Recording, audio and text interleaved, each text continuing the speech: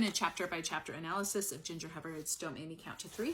We're at chapter 11, setting the standard of obedience and instant obedience. Obedience should be all the way, right away, and with a joyful heart. And when children are taught to instantly, unquestioningly, cheerfully obey spiritual authority figures, this leaves them incredibly vulnerable to all manner of abuse. Because if a pastor comes and is predatory toward a child, if a relative, if a teacher at a Christian school, if any number of people who hold a spiritual authority in a child's life, or maybe they don't even distinguish that. I mean, at this point, there is this sense of like, you obey without question an authority figure.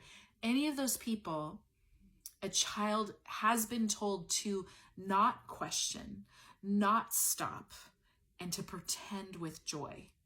This leaves children vulnerable to abuse, and it leaves them very vulnerable to never disclosing abuse afterwards. So this is incredibly dangerous from a practical point of view.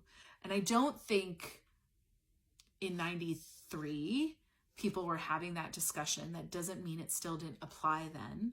People are certainly having that discussion now. And so resources like this need to be scrutinized, because this one still is, I've seen it recommended by a lot of very popular Christian influencer moms.